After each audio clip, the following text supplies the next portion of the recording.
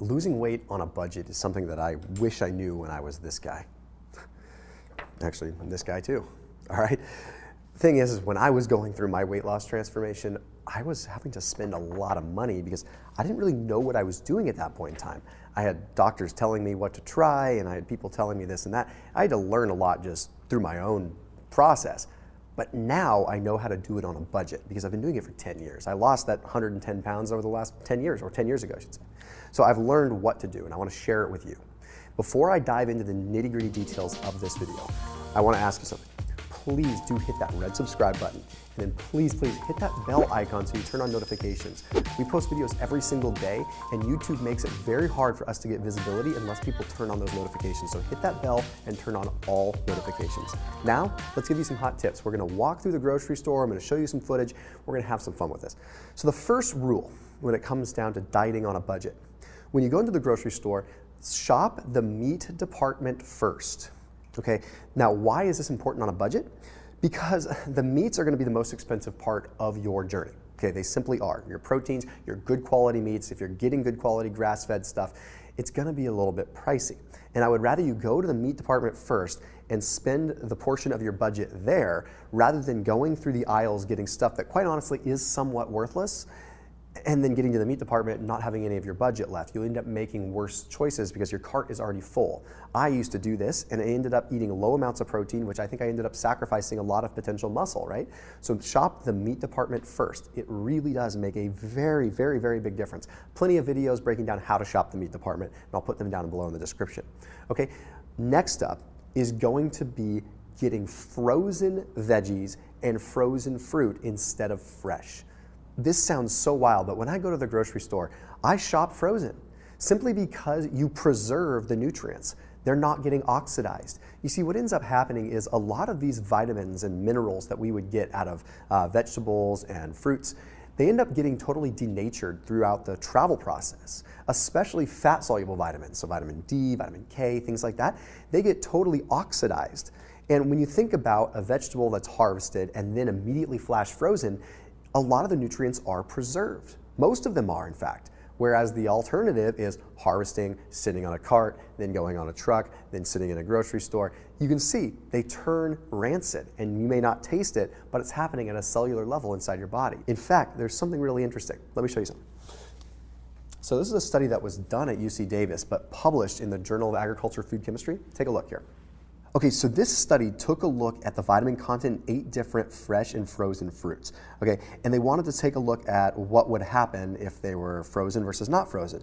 They found no consistent differences overall between the fresh and frozen. In fact, the vitamin content was occasionally higher in some frozen foods, like frozen broccoli, for example, had more riboflavin, which is a good B vitamin, than fresh broccoli did. And then when you look at the frozen peas, yeah, they had slightly less riboflavin, but really not that big of a deal. The researchers also analyzed the amount of fiber and the levels of phenolic compounds and minerals like calcium, iron, zinc, in the same 8 fruits and vegetables, and they found no significant differences between the fresh and frozen varieties. Okay, so that's some pretty awesome stuff right then and there. Now, if that doesn't make you want to go frozen and save some serious money, I don't know what will. And next up is don't be afraid to get your protein from canned sources. People tend to think that if it's in a can, it automatically has a bunch of BPAs and it's automatically unhealthy. Let me give you a couple of quick tips. Save your money with the canned tuna.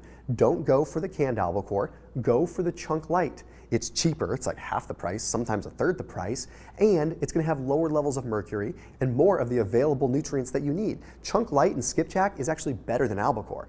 Albacore is not bad, I'm just trying to help you save some money. Also, when it comes to salmon, get canned salmon. Canned salmon is almost always wild caught. Okay?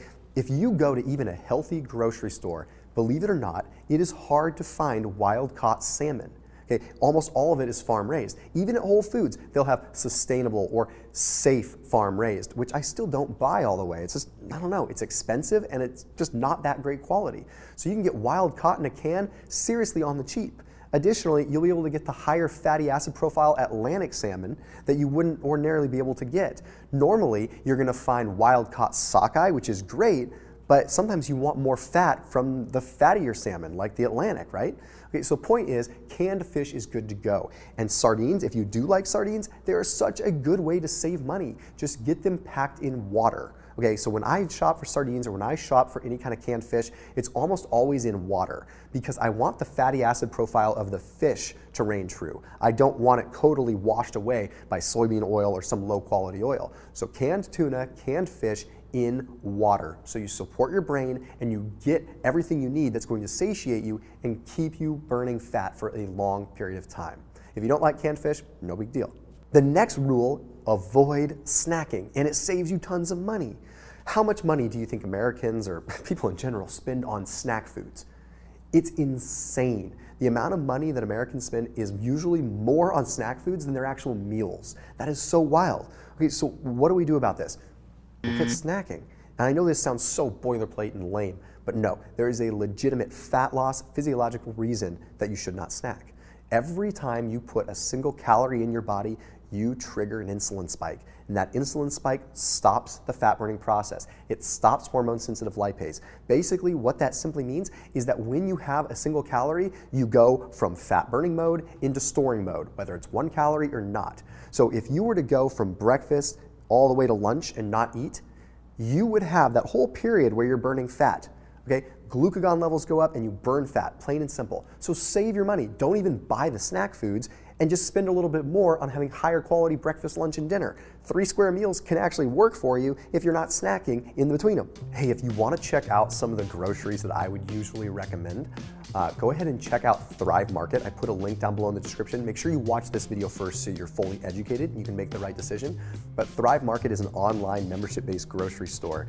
And the cool thing is, I'm not gonna leave you high and dry. I've been able to create specific grocery boxes for given dietary patterns. So let's say you're trying intermittent fasting, or let's say you're trying keto, or let's say you're trying to balance your thyroid or your hormones, things like that. I've created different grocery boxes with foods that I would recommend getting within those grocery boxes. That way, it's like you're grocery shopping with me when you go over to Thrive. It's like, hey, this is what Thomas recommends, takes the thinking out of the equation.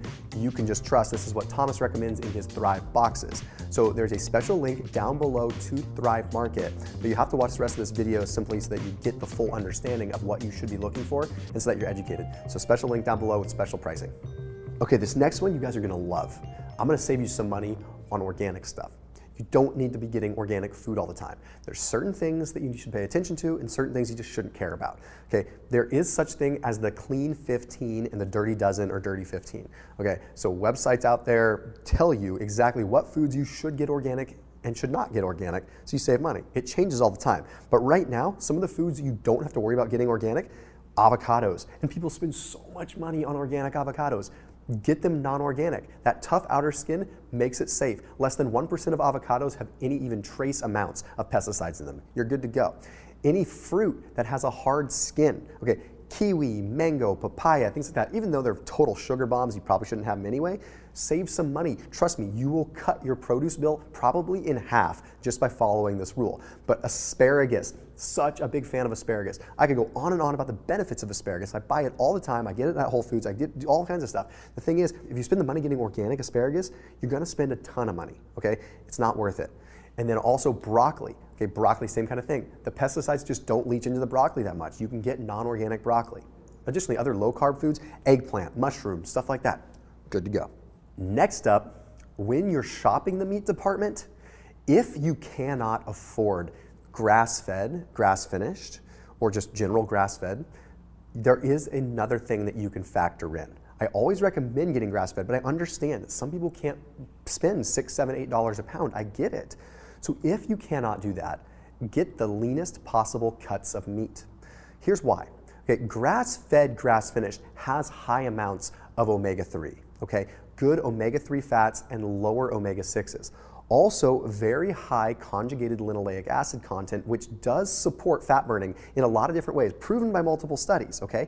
So, okay, that's great, but what about non-grass-fed? When you look at studies, particularly one study that was published in Nutrition Journal, you find that non-grass-fed has 5 times less the amount of omega-3s. So therefore, it has a significantly higher amount of omega-6s, which is very pro-inflammatory. But those fats those pro-inflammatory fats that are in non-grass-fed traditional meat, they're only gonna be in the fat. They're only gonna be in the fat of that meat. So you can defeat this issue by simply going with the leanest possible cuts of meat. So if you're going to go non-grass-fed, go for like 96% lean ground beef, or go for like a filet. I know that's expensive, but that's gonna be super lean, okay? Go for the lean cuts. Don't go for a ribeye if you're not going grass-fed. If you're gonna go high fat, you're gonna wanna go grass-fed and spend the money. If you go lean, you generally are okay. And last but not least, you guys are gonna love me for this. Some of you might hate me. Just throw your supplements in the trash, okay? Not forever. You know me, I talk about supplements on my videos. I do have recommendations, but in my opinion, supplements are an advanced stage. If you are looking to get in shape and lose weight and lose the belly and just get on the right track, and you're trying to do it on a budget, you don't need to waste your money with supplements. I don't care who you are. Okay, it's not the end-all be-all. It is not what is going to change the game. Going out and buying a $50 jug of protein isn't going to make you magically healthier. Okay, you need to be very, very, very careful with where you spend your money when you're dieting on a budget. So please, just don't worry about it. They will have their place. The place will just come in time, okay? Which leads me to one more thing that I need to talk about. If you are going to have supplements, use them as one particular meal replacement. So like for a pea protein shake, for example, or a whey protein shake, don't use it as an additional meal, replace a meal with it, okay? That's gonna save you some money. What I mean by that is, if you're normally gonna spend $8 on a total meal for lunch, right? If you do have a protein shake, use that protein shake as a meal replacement, okay? I know they say they're supplements and they shouldn't be used as a meal replacement, but trust me, as someone that advocates intermittent fasting and going long periods of time without eating, I think you'll survive if you don't have a wholesome meal for one meal and you use that protein shake to your advantage. That's the one time where you can actually utilize it. I also recommend replacing your breakfast with some kind of keto coffee or fat coffee. And guess what? You don't need to be in ketosis to benefit from this at all. Who says that just because you're not doing keto, you can't have some fats? There's a study that was published in BMC Medical Genomics that found that the human body can process fats easier in the morning without them going to storage. So what that means, take your coffee, put some butter in your coffee, slab that coconut oil in there, whip it up in a blender, and add a little bit of stevia and make a delicious treat out of it and skip your breakfast otherwise. You just save yourself some serious money. You got what, maybe 25 cents at the most worth of coconut oil and butter? And then you've got however much your coffee costs. I mean, you're talking $1 versus spending a bunch of money on eggs and this and that. Just replace your breakfast with that. Anyhow, save some money. Do this sustainably so you don't go broke a year from now and end up fat like I was, okay? As always, keep it locked in here on my channel. Don't forget to hit the red subscribe button and the little bell icon, and also check out Thrive Market in the description. See you soon.